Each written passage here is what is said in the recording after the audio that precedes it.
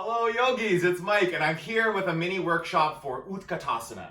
Chair pose, thunderbolt, it goes by a few different names. This pose shows up in a lot of Vinyasa sequences, right? And it's a pose, when I started my yoga practice, I definitely dreaded. I found it one of the most challenging in the practice. And it's still something that definitely, if I'm holding it long enough, there's a lot of work that happens in this pose, right? And it's something that I was really hesitant at the beginning of my yoga practice. I have some knee injuries and osteoarthritis and all that kind of a story about a real injury that I had. And I believed that I couldn't sit deep and I would never be able to do the pose very powerfully. And it was really through starting to build the foundation and learning about, foot placement, pelvic placement, core engagement, shoulder integration, all of these different things that make the pose more challenging in some ways, but also definitely builds strength in a way that makes you stronger as you advance through your practice, right? So we're gonna work through, maybe 10 or 15 minutes here and talk about legs, talk about core, talk about shoulder integration, and just some steps, some tools, some pointers to help to build strength in your Utkatasana, in your practice, okay? So the first thing I wanna talk about is foot placement. So having the feet kind of parallel and facing the front of your mat when you're in Utkatasana is really important. So you want to avoid things like toes turned out. You want to avoid things like toes really buckling in and creating, when you turn the toes in, what you're doing is creating that inward rotation of the legs and buckling the knees.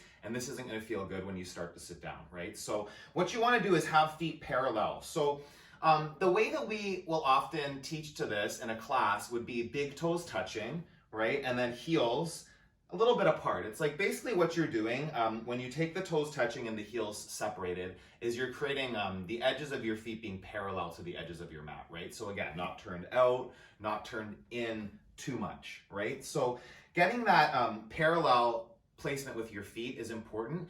Toes touching at the center of your mat is not the most important, right? So for me, I find because of the stuff that I have going on in my knee, I just really like to take my chair a little tiny bit wider. So it just gives a bit more space in my joints. There's nothing right or wrong about taking your feet a little bit wider. You just want to avoid maybe doing it like this because it's going to put it into different muscles. And again, if feet are too wide, when you sit, it starts to put a weird strain on the joints, which you always want to avoid straining your joints, right? The purpose of something like a chair pose actually is to build strength around the joints, right? So the more you do this pose properly, safely, engaged and present to it, the more strength it builds around your knees, right? So I found that after doing my yoga practice for a little while, a year or 2 years even, doing it consistently, a lot of my knee pain started to disappear because I was building up all of those stabilizing muscles around the joints, right? So this pose is no exception for that.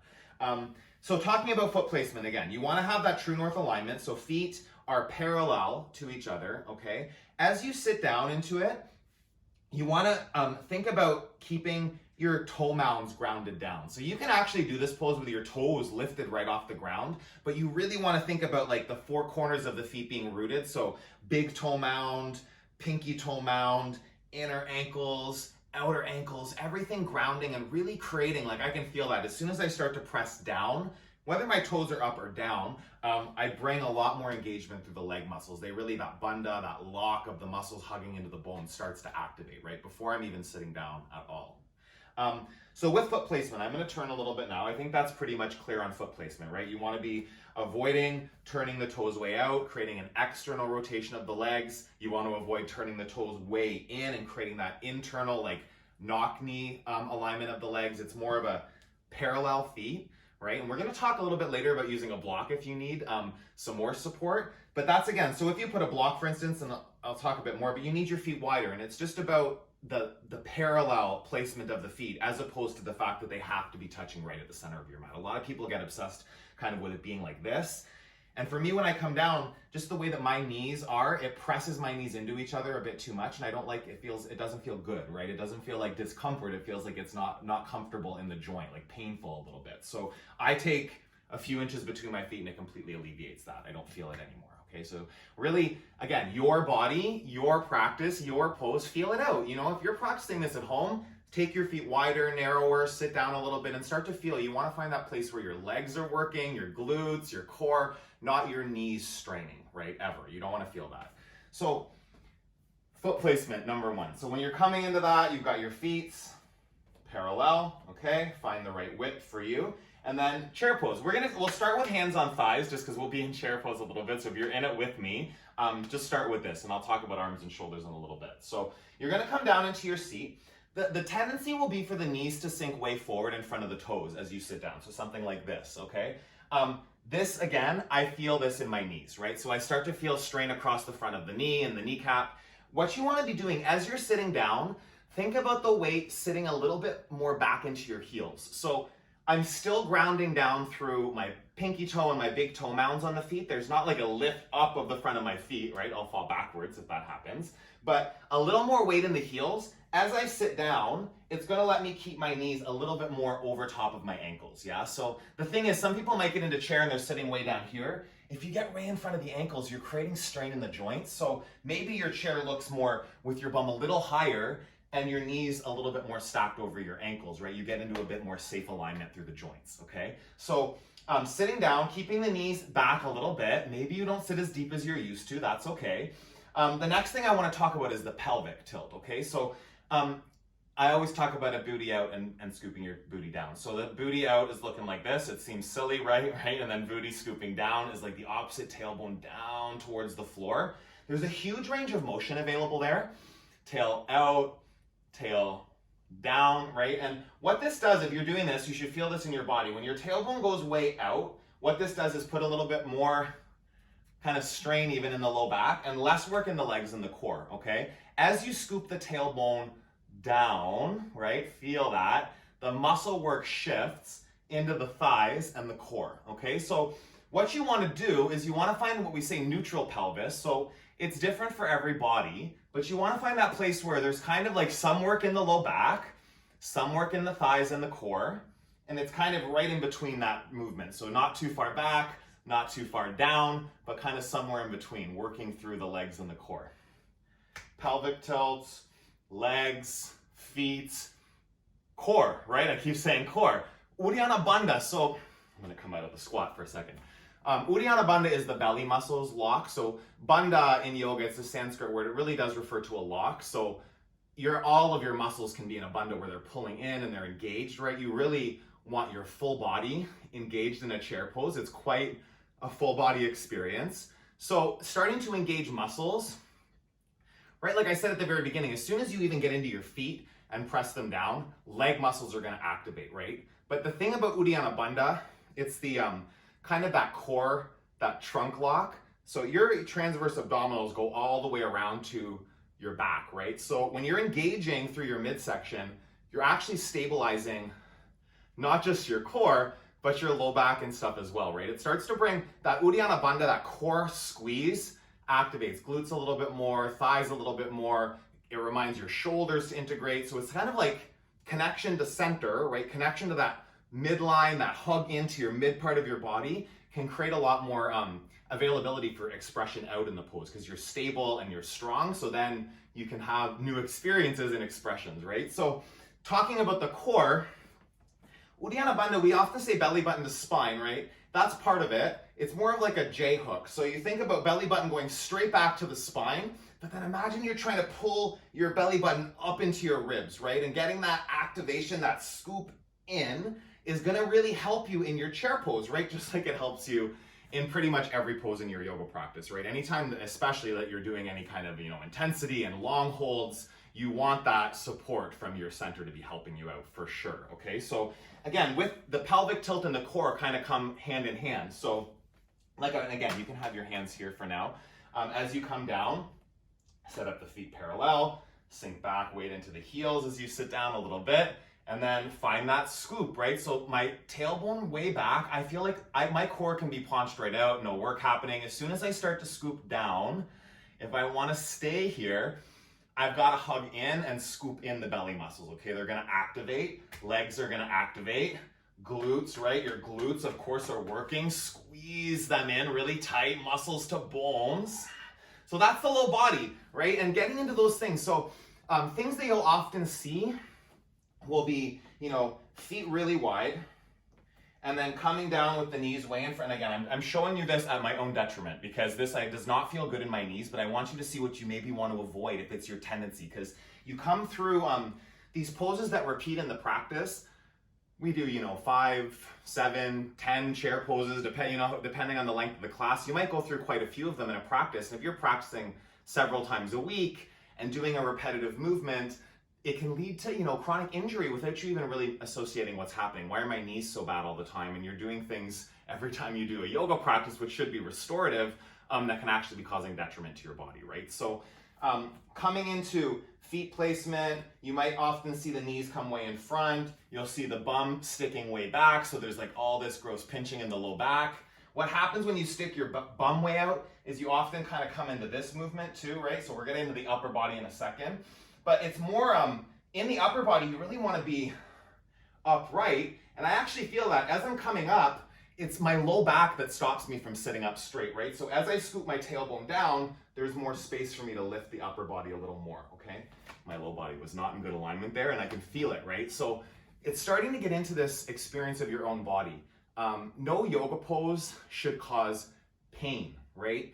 And there's a really fine line sometimes, I know in my own body, between like discomfort and muscles working and like pain and pinching and forcing myself into a range of motion that doesn't feel good, right? So something like a chair pose that's, maybe some of you it's your favorite pose and that's why you're here. I'm sure a lot of you're here because it's something that you struggle with and you want to get stronger in it, right? So the way to build strength in a pose is not by forcing through it with poor alignment and just hoping one day it's going to get better. It's starting to get back to the foundation and the fundamentals of how to set it up so that you can build strength in your body over time, right? And not wanting to just warp to the goal of like super strong chair where your bum's almost on the floor, but like the little steps that get you there that build strength in those muscles and support you. That's the goal, is really enjoying the journey to get you to the pose, yeah? So feet parallel, knees over the ankles as best you can. The weight is into the heels, right? The pelvic tilt, scooping that down a little bit, getting more work in the legs and the core. So upper body, what's your upper body doing in all of this, right? It's still working. I would say that, I don't know, like if I'm making up a number, it's like maybe 70% of the work is in your lower body and there's maybe 30% in the upper body in a chair pose, but it's still definitely happening. There's work to keep you like upright whenever you're in it. So setting it up, feet parallel, sink down, tailbone scoops down a little bit, right? Get all of this kind of locked in, the bandha, the muscles pulling in to keep me supported, and then arms up. Aim for biceps by your ears. So reaching forward like this, there's not as much work happening in the arms. This is a modification, right? If you want to do less work, it can be like arms at a more of an angle. It can be arms cactus, right? Like where you're at a 90-degree bend in the elbow. This is an option. Keeping the legs, muscles hugging the bones. And then option here is like arms straight up, right? And really feeling biceps by the ears. Feel the center of your chest start to lift up to the ceiling. Instead of it being facing the floor, can you lift your sternum up more? More scoop down in the tailbone. More space to lift the chest up. Breathe in. Breathe out. Take a big stretch in the upper body. And then release the sit. Yeah, release your seat. So feel it out in your legs. Maybe you're not even doing it with me. I promise you I'm feeling it. If you're not, you probably are feeling it if you're doing it, right? And starting to get into the more fine details of your body. So shoulder integration is another one, right? Often, I'm gonna come into so for me, chair is where you sit way deeper, and then thunderbolt is maybe a little bit less deep, right? So they're both the same pose. So I'll do a thunderbolt right now to show you the arms, less work in the legs, right? Somewhere like that, still engaged, less work than there, right? So just check in. Upper body, the shoulders tendency here will be to roll forward, right? So you'll see something like this very often. Shoulders are totally hugging forward onto the front of my body. What you want to do is bring shoulder integration, right? In most of these poses, in Tadasana and True North alignment, like getting the body lined up, shoulder blades draw onto the back. So the difference in your chair pose between this, right? Arms up, biceps by the ears, the upper arm bones drawing back, shoulder blades back, different than rolling the shoulders forward. All the work comes out of the upper body.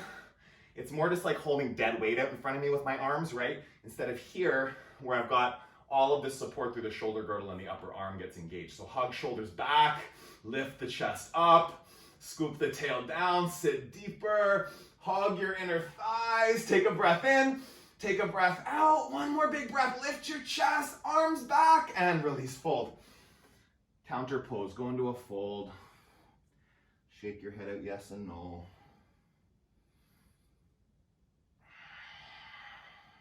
Breathe in. And breathe out. One more. Soften even more. Deeper fold. Come up to a flat back. Hold here. Hands on your shins or your thighs, and then draw the shoulders. Again, shoulders are not forward. Integrate. Roll back. Lengthen the spine long. Breathe in. Breathe out. One more. And release. Fold. Okay, the last thing I want to talk to is using a block quickly.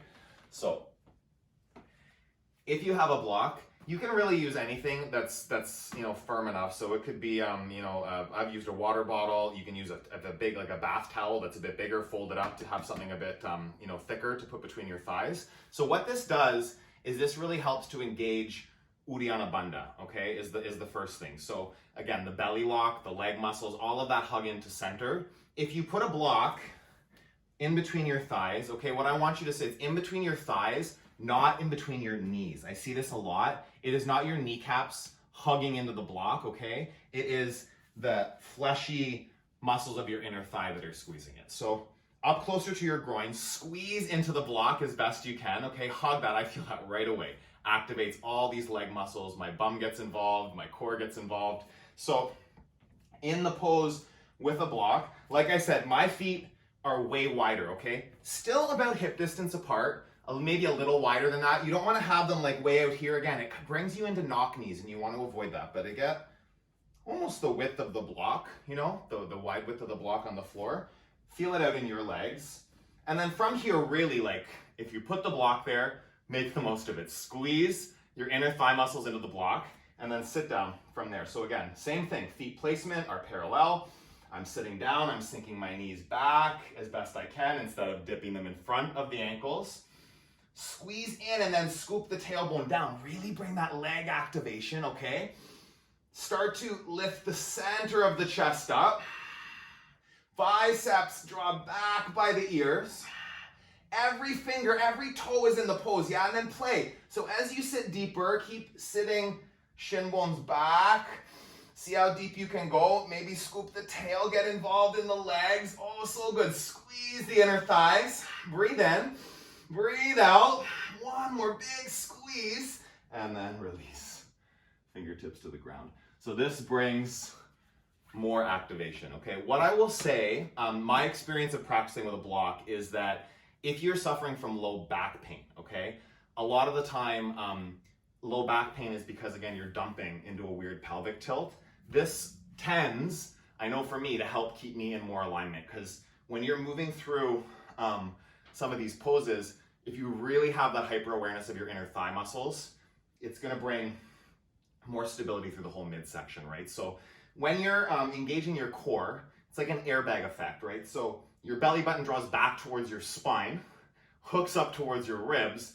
That essentially engages all these muscles through the midsection and puts your low back, stabilizes your low back through that engagement of the transverse abdominals and through pushing the abdominal muscles, literally pushing them back into the muscles of your back and engaging them, right? So little things you can activate to bring more work into the pose. It's already a fiery pose, but definitely the way that you get stronger in your yoga practice is by challenging yourself in the poses that you maybe don't love to do, right? So the poses that make you feel amazing and open and strong and inspired, those are great, of course, right? Do those poses, don't skip them. But the poses where you feel that I don't want to do that right now, I'm too tired for that, I can't do that pose, I don't like that pose, it's too hard. All of that junk that comes up, right? That's the stuff that holds you back in your yoga practice. And the first step to creating something new, a new experience, is just stepping out of those limiting beliefs. Try to do the poses that you think are hard. Try to do the poses that you think are challenging. Don't try, just do them, right? Do or do not, there is no try. That's a Yoda quote. Just do whatever it is possible for your body and just let go of it not looking exactly like it just did for me, or looking like the person that you've seen in a yoga class or in a yoga magazine, right? It's your body, and if you're challenging yourself, if you're pushing yourself just out of your comfort zone and feeling that fire and that work in your legs, it's going to be something that builds strength in your yoga practice moving forward, okay? So keep moving your body. Thank you for joining me today for this mini workshop. If you haven't already, please subscribe to my channel, hit the like, hit the notification bell, and comment below about what you want to see in this mini workshop series. I'll be doing one every Friday for a pose that you guys are interested in seeing to help break down the fundamentals of this practice and start to build strength and intentional foundation in the poses, yeah? It's Mike. Keep moving your body, keep nourishing your body, and stay connected to your yoga mat. I will see you again soon.